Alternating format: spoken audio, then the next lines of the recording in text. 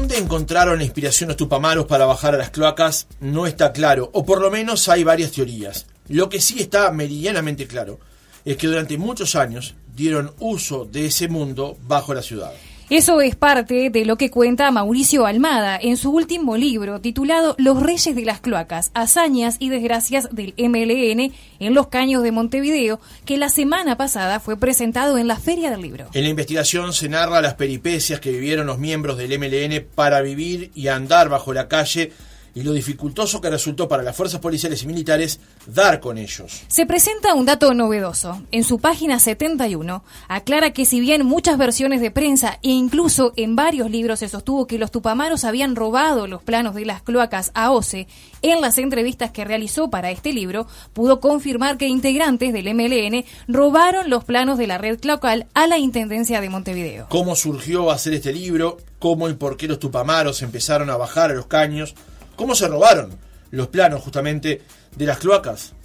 Lo conversamos en nuestra entrevista central con Mauricio Almada, periodista, escritor y autor de Los Reyes de las Cloacas, hazañas y desgracias del MLN en los Caños de Montevideo. Mauricio, ¿cómo estás? Buen día. Hola, buenos días, Francisco, buenos días a todos, un gusto estar aquí en el programa, un gusto estar en esta casa. De Radio Oriental. Qué difícil es hacerle la entrevista a alguien que durante tanto tiempo fue un referente para uno, que además fue el jefe de uno durante tantos años en El Espectador, después aquí en la radio, y ahora tengo que leer su publicación y analizarla, entrevistarlo a él. La verdad que es una cumbre para mí. No, yo creo que lo más difícil, Frank, es que somos amigos. Sí. Esa es la mayor dificultad. Todo lo otro pasa. No es nada, todo lo otro ya no existe. Obviamente vamos a hablar de algunas cosas de coyuntura también, porque no podemos dejar de pasar la entrevista sin ello, pero quiero centrarme en el libro, fundamentalmente, que fue presentado en la feria el lunes pasado. Y la primera pregunta, Mauricio, es para ubicar al oyente, sí, que tal vez no tenga claro de qué estamos hablando cuando hablamos de esto, es ¿en qué periodo de tiempo está comprendida la investigación con respecto al libro?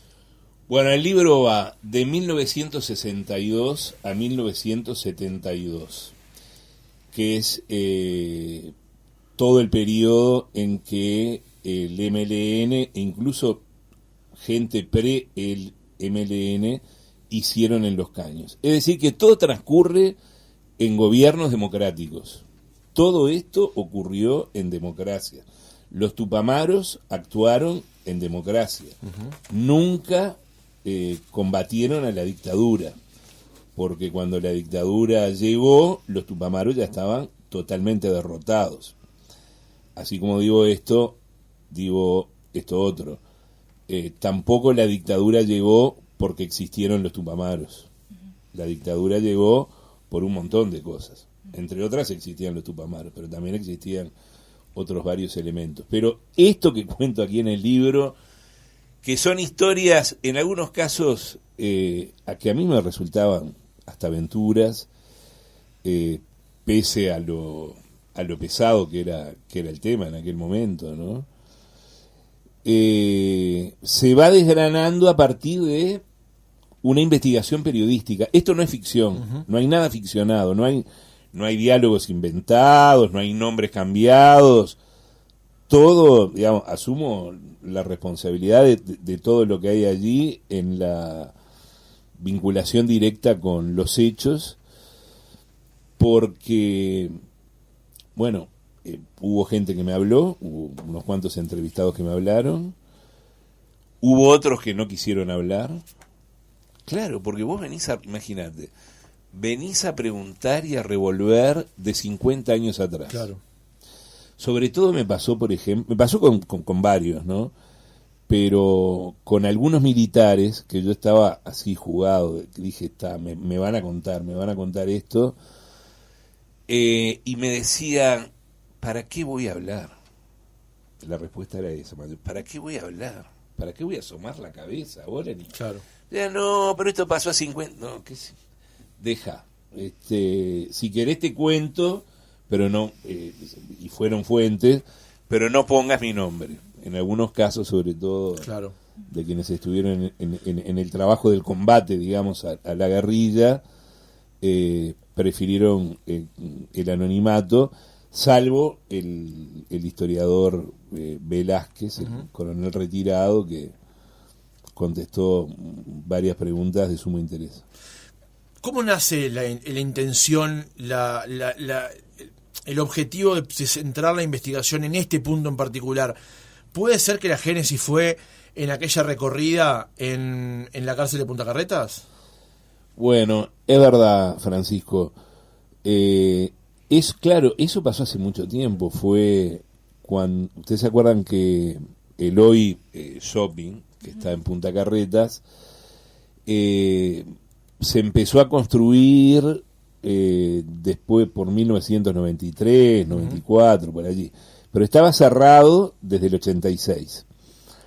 Y estando en el Observador, yo trabajando en el Observador en la sección política, tenía a Alfonso Leza como editor, dijimos, bueno, y si vamos a verla a la cárcel, vamos a visitarla.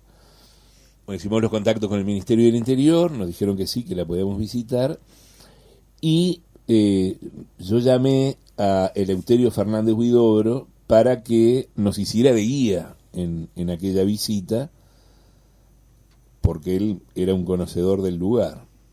Y bueno, fue una visita muy particular porque, imagínense, hacía varios años que la cárcel estaba cerrada, ¿no? Está todo tapiado allí, pero todavía no se había destruido nada, estaba todo como había quedado el día que se fue el último preso. Entonces era recorrer como un edificio gigante lleno de fantasmas, ¿no? Es brutal entrar en una cárcel abandonada y ver como todo, que quedaban hasta las estampitas, los dibujos, los grafitis, estaba todo.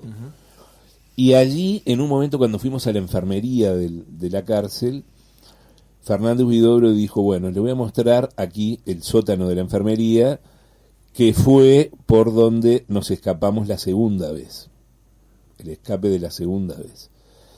La fuga más conocida es la grande, la del abuso, que hicieron ese túnel de adentro hacia afuera, pero este fue de afuera hacia adentro a través de las cloacas. Fue una obra de ingeniería muy importante que hicieron para poder escapar, porque las cloacas de Montevideo justamente recorren toda la ciudad por el subsuelo y permiten moverse sin ser vistos. Que eso era algo fundamental en la guerrilla urbana. Claro. Porque todo precisaba no ser visto, todo era clandestino. De hecho, vos contás en el libro que una de las diferencias que tenía la guerrilla que ocurrió en Uruguay con respecto a la que ocurrió en otros lugares era que aquellas eran en la selva, en los montes, y esta era de ciudad justamente, y tenía que guarecerse de alguna manera, y justamente fue la historia de los caños sirve para eso. Exacto. Uruguay no tiene selva, poco monte, y la guerrilla se hizo en la ciudad, fundamentalmente en Montevideo, que era la ciudad que estaba con saneamiento además, y ya desde el principio hubo un grupo que después como grupo pidió ingreso al MLN, que eran estudiantes de arquitectura, un grupo de estudiantes de arquitectura. No debemos olvidar que en los Tupamaros mayoritariamente eran universitarios, o profesionales universitarios, o estudiantes universitarios. Después venían los empleados, habían distintos empleados, pero dentro del ranking los bancarios ocupaban el primer lugar de los empleados, y los obreros eran apenas el 17%. Son datos que maneja Alain Labrousse, el historiador Alain Labrousse. Es decir, que era un movimiento básicamente de intelectuales, universitarios, intelectuales, estos de arquitectura, que entre quienes estaba María Elia Topolansky, melliza de Lucía Topolansky, estaba su novio y después marido, Leonel Martínez Platero, el hermano de Efraín. Eran varios estudiantes que estaban vinculados a la facultad, y que un día dijeron, ¿y qué podemos hacer distinto que no se haya hecho acá para eventualmente un día, si estamos en la revolución? Porque era de lo que se hablaba en aquella época, claro, ¿no? la revolución, es decir, algunos. Arquitectura era muy fermental, había mucho, era un caldo de cultivo interesante para muchas cosas, porque incluso había cambiado su plan de estudios en el 52, se había vuelto más con una sensibilidad social muy grande, y bueno, hubo opciones políticas diversas, entre ellas algunos se hicieron tupamaros, y este grupo de arquitectura se especializó, dijeron, vamos a estudiar las cloacas. Y empezaron a bajar a las cloacas. Unas cloacas centenarias, ¿no? Montevideo tiene excelentes cloacas, que fue incluso la primera ciudad de América que tuvo una red cloacal. Y eran aquellos caños, sobre todo los más viejos, los que construyó el empresario Juan José Arteaga, eran muy generosos de dimensiones. Claro. Se había que andar apenas agachados, se dice en el libro. Apenitas agachado. Y en algunos lugares había como plazas, había un lugar ahí cerca del mercado agrícola de Montevideo que le decían la catedral por lo alto que era. Hacían campamentos abajo de Conaprole, también abajo del Palacio Legislativo hay caños secos y lugares donde acostumbraban también dormir. Es increíble pensar, a mí eso me interesa también en general, pero cómo debajo del mundo que vemos puede haber otro mundo subterráneo, no necesariamente de forma literal, subterráneo literal, pero en este caso era literal, era subterráneo. Por arriba no pasaba nada, pero por ejemplo un día le festejaron el cumpleaños a uno de estos estudiantes de arquitectura, Aníbal de Lucía, y se lo festejaron en un campamento, en una placita que tenían, un campamento abajo, en la Plaza Cagancha, abajo justo del monumento a La Paz, 10 metros bajo tierra, había un habitáculo, y ahí hicieron un cumpleaños. Esto para dar una idea claro, de las cosas cotidianas que llegaron a ocurrir ahí abajo, ¿no? Hay una cuestión muy interesante en la investigación, Mauricio, que es cómo surgió la inspiración de ir hacia las cloacas. Y vos contás también, o se cuenta, mejor dicho, en el libro, en uno de los testimonios de los tantos que recogés, cómo a través de las cloacas se podía cubrir un punto a otro de la ciudad en tan poco tiempo. Pero y metido también en esta pregunta te quiero hacer otra más, que es cómo a la vez desconocían lo que podía implicar bajar a las cloacas, al punto en que las primeras expediciones llevaban una jaula con un pajarito para ver si el pajarito le pasaba algo y cuán nocivo eran los gases que había en los caños. Sí, sí. La historia del pajarito es repetida en todos quienes han bajado a los caños. Por supuesto que este grupo también lo hizo, estos primeros estudiantes de arquitectura. Las primeras bajadas fueron con el pajarito no le pasó nada, y después no bajaron más pajaritos, iban cómodos y tranquilos. Y claro, fueron conociendo tanto las cloacas que sabían en qué lugares podía haber gases peligrosos. Porque claro, a las cloacas van las aguas domiciliarias, las del baño y las de la cocina, o de los jardines también. El agua en aquel momento de las industrias, hoy está más controlado esto, los desechos industriales, pero en aquella época se volcaba todo a la red cloacal, al saneamiento. Y después también la red pluviométrica, la lluvia, termina todo junto en las cloacas, todo por un sistema dependiente que termina finalmente en el río. Las conocían bien. La inspiración, tú decías, ese es a mí me interesó mucho cómo se inspiraron. Y se inspiraron, recordando esto de que eran intelectuales, era gente que leía. Una de las inspiraciones fue Los Miserables, de Víctor Hugo, que hay uno de los libros, que es en el Leviatán, donde se narra el periplo del protagonista Jean Valjean en las cloacas de París.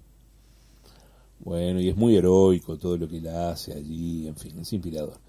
Pero después hubo, además para mí fue un descubrimiento, no lo había leído, hubo un libro que circuló mucho entre ellos, de la Segunda Guerra Mundial, que fue Mila 18, de León Uris, un norteamericano judío, que narró una novela muy voluminosa, las vivencias del gueto de Varsovia,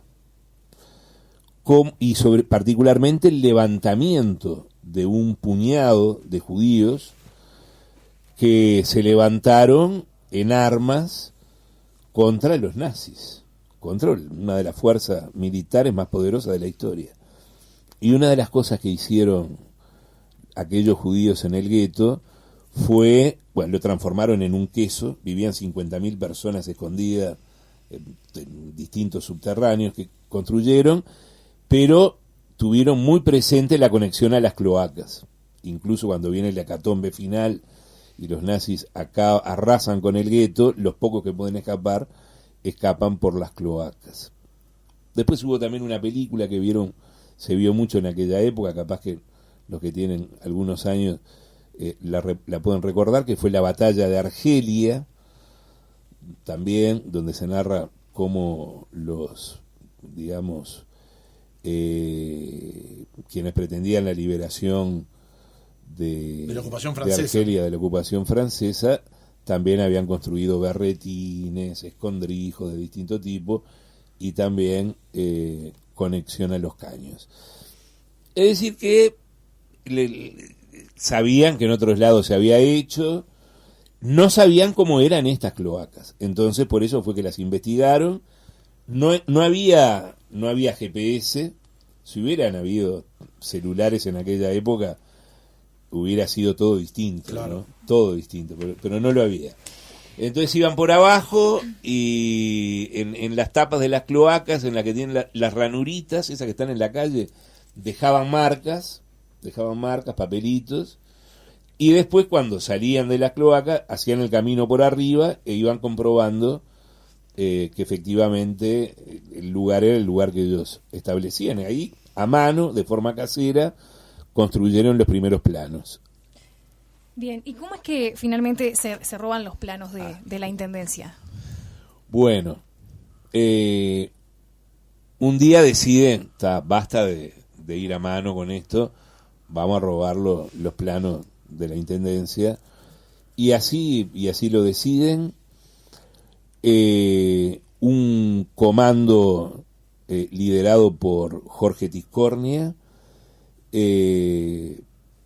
entraron al Palacio Municipal, subieron al 5º piso, fin de año de 1971. Los funcionarios estaban tranquilos, ¿no? Imagínense, eran arquitectos, en fin, funcionarios, estaban haciendo su trabajo. Entraron, se llevaron todos los planos, todos rollos, ¿viste? Esos rollos grandes, un rollo adentro de otro rollo. Eran, la cifra no la pudo precisar Tiscornia, ni tampoco los otros que dieron testimonio de ese robo, porque eran muchos. Pero fueron por más. Subieron hasta el 8º piso y se robaron, que estaban en unas cajitas, las fotos aéreas de la ciudad, o sea, las fotos que toma la Fuerza Aérea, que son espectaculares. Claro, tú ves la foto así, la sacás de la cajita y ves la foto y se ve todo chiquito, pero te pones unos lentes y ves, es increíble, no solo ves más grande, sino que ves volumen. Claro. Todo aquello, los edificios toman cuerpo, todo toma cuerpo, se ven se ve el volumen. Bueno, ese día los estaba esperando, el día del robo, abajo en el subte de la Intendencia, porque en aquella época se podía estacionar, ahora no, pero en aquella época se podía. Estaba Marcelo Estefanel al volante, y vino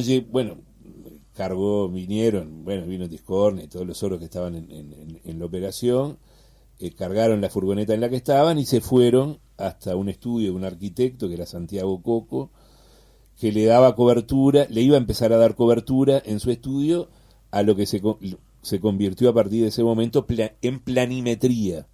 Así le decían los tupamaros a ese local, planimetría, porque estaban todos los planos y desde allí planificaban todas las operaciones, ya fueran las fugas, ya fueran los secuestros, ya fueran, claro, es decir, las distintas acciones que realizaban en Montevideo, porque conocían todo el subsuelo y tenían la vista aérea completa de la ciudad. Era una ventaja táctica importante. Claro. ¿no?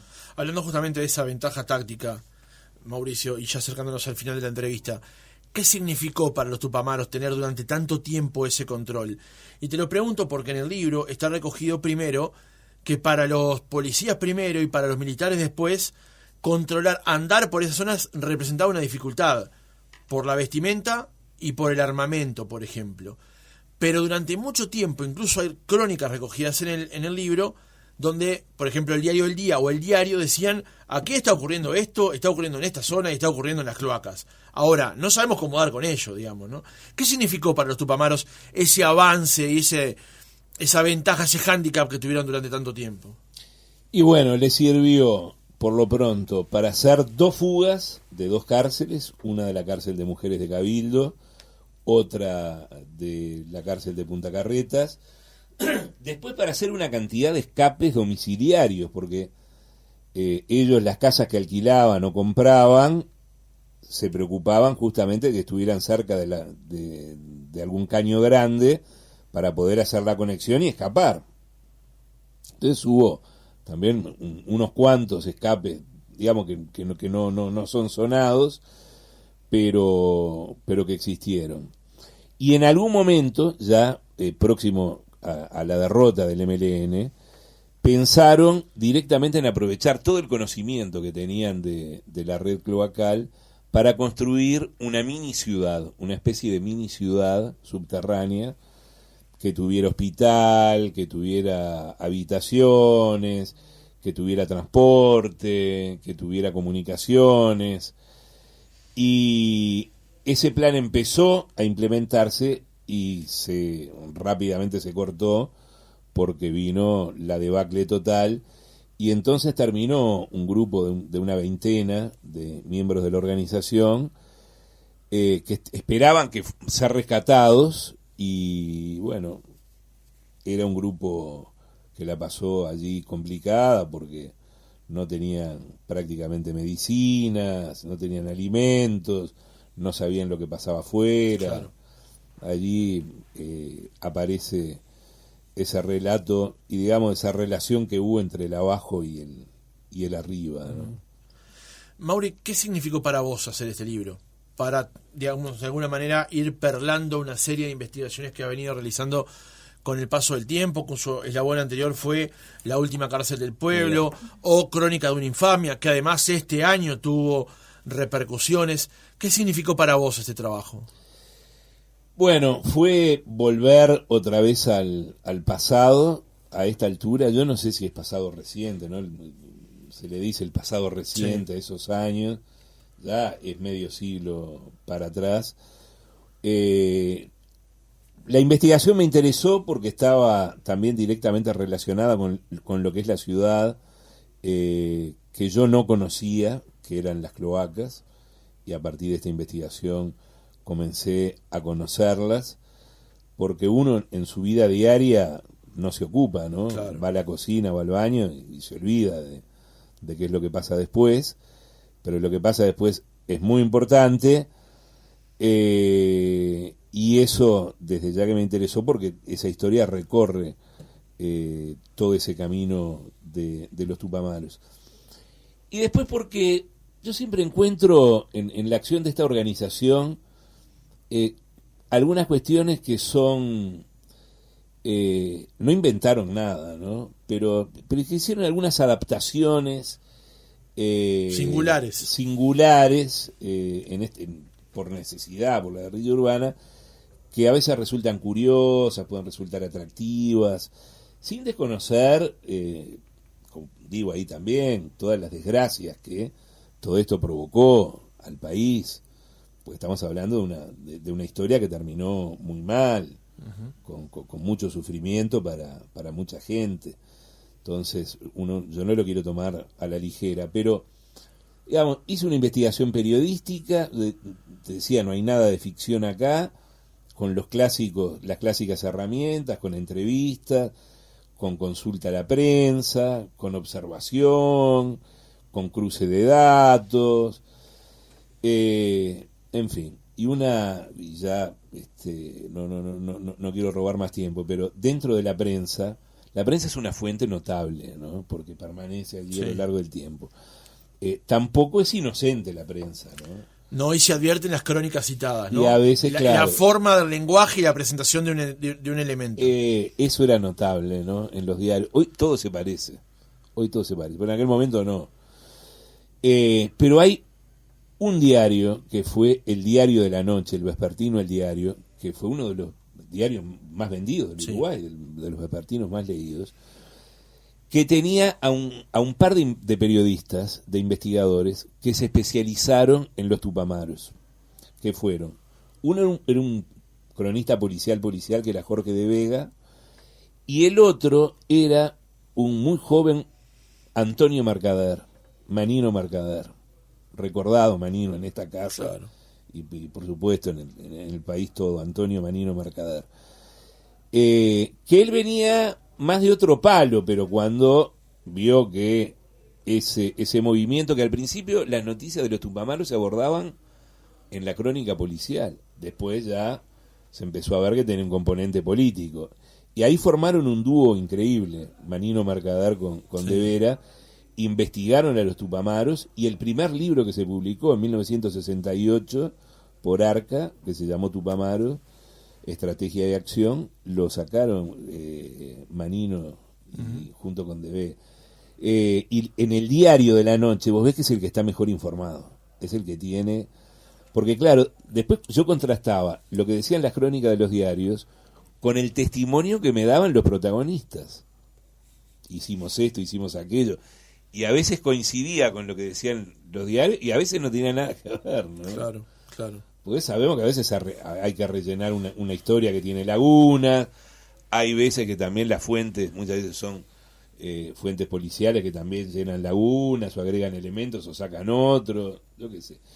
Y además que básicamente la gente no conocía quiénes eran los Tupamaros, no los conocían, o quiénes eran los cabecillas, hasta que la policía logró desarticularlo, porque eso es verdad, la policía controló totalmente, no controló, metió presos a todos los Tupamaros hasta que se escaparon, ¿no? Ese fue el problema. Y ahí después se escaparon, ahí fue que entraron en acción las fuerzas conjuntas y rápidamente acaban con esta historia de los Tupamaros. No bajaban a las cloacas, esto me olvidé decir, que tú me preguntabas, Frank. Por dos cosas. Primero, porque a nadie le gusta bajar a las cloacas, porque es feo, porque huele mal, porque hay ratas, porque hay cucarachas, porque hay arañas. A nadie le gusta. Y después había también en el ejército una historia que había ocurrido en una unidad militar, que habían bajado 2 soldados a arreglar unas cloacas y habían fallecido por emanaciones de gas, el peligroso gas que tú mencionabas.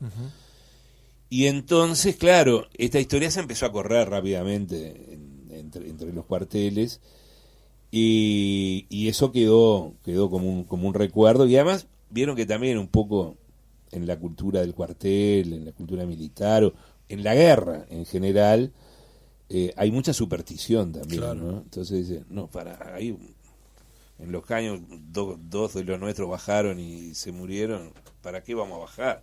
Si los estaban combatiendo arriba con total éxito, además, ¿no? Digámoslo, ¿para qué van a bajar? Entonces no bajaban. ¿Qué hacían? Levantaban la tapa de la cloaca y la rellenaban con bolsas de arena, entonces le tapaban las salidas, no podían salir. Claro.